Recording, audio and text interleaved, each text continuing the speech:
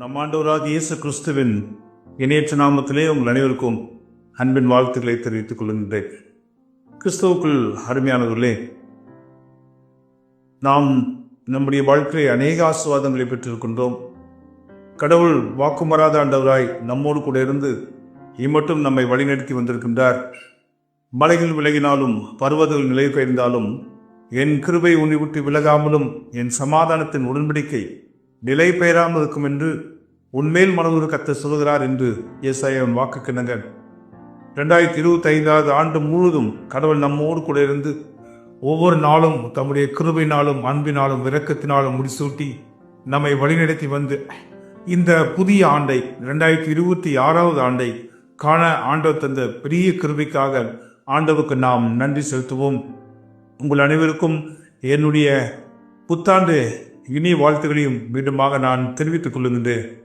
பிரியமானவர்களே, காலங்களும் ஆண்டுகளும் ஒரு நோடி போனாலும் கூட கடவுள் வாக்குமாறாதவராய் நம்மோடு கூட இருக்கின்றார். நான் உன்னை விட்டு விலகுவதும் இல்லை, நான் உன்னை கைவிடுவதும் இல்லை என்று சொன்ன ஆண்டவர் எப்பொழுதும் நம்மோடு கூட இருந்து எல்லா சூழ்நிலையிலும் நம்மை வழிநடத்தி கொண்டு வந்திருக்கின்றார்.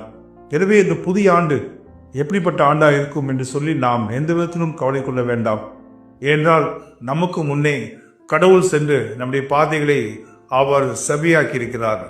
வீடுகள் எல்லாம் அவர் பள்ளமாக்கியிருக்கிறார். கோணநாளவைகள் எல்லாம் நேராக்கியிருக்கிறார். எனவே ஆண்டவர் மெய்ப்பர் முன்பாக செல்லுகின்ற பொழுது அவரை விசுவாசித்து அவருக்கு நாம் பின் செல்லுகின்ற பொழுது நம்முடைய பாதைகள் எப்பொழுதும் அது பாதுகாப்பான பாதையாய், அது மகிழ்ச்சியான பாதையாய் இருக்கும் என்பதிலே எந்த சந்தேகம் இல்லை. புதிய ஆண்டு வருகின்ற பொழுதெல்லாம் நாம் வயது கொள்கிறோம், இனி இந்த புதிய ஆண்டு எப்படி இருக்கும் என்று.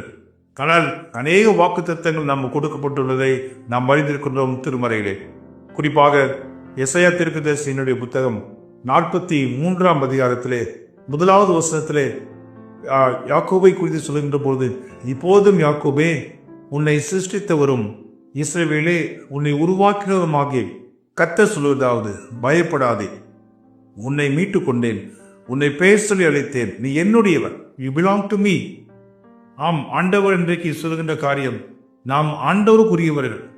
ஆண்டவர் நம்முடைய தாயும் தகப்பனுமாயிருந்து வழிநடத்தி வருகிறார். எனவே நாம் பயப்பட வேண்டிய அவசியம் இல்லை. இந்த மாம்சீக பெற்றோர்கள் ஒருவேளை இல்லாமல் இருக்கலாம், அவர் கைவிட்டிருக்கலாம். ஆனால் நம்மை உருவாக்கினவர் ஆண்டவர், நம்மை மட்டும் வழிநடத்தினவர் ஆண்டவர். இந்த புதிய ஆண்டிலும் அவர் நம்மோடு கூட பயணிக்க அவர் ஆயத்தமாக இருக்கிறார்.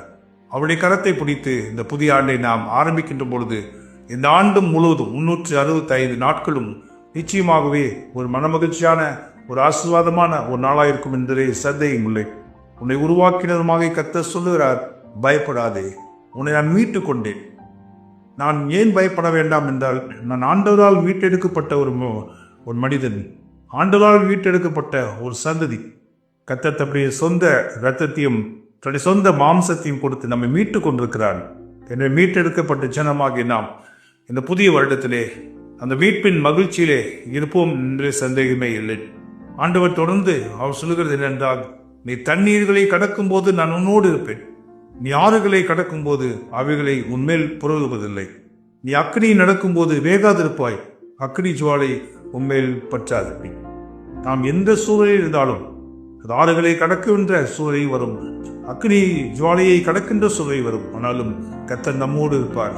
நான் உன்னோடு இருப்பேன் என்று சொன்ன ஆண்டவர் இந்த புதிய ஆண்டிலும் உங்களோடு கூட இருந்து இந்த ஆண்டிலே உங்களையும் உங்களுடைய குடும்பத்தின் மக்களையும் நீங்கள் செய்கிற கையின் பிரயாசத்தையும் அபரீதமாய் ஆசீர்வதித்து இந்த புதிய ஆண்டிலே கடவுள் சாட்சியாய் நீங்கள் வாழ்வீர்கள் என்பதிலே சந்தேகமில்லை. அப்படியாக நான் உங்களை வாழ்த்துகிறேன், ஜெபிக்கின்றேன்.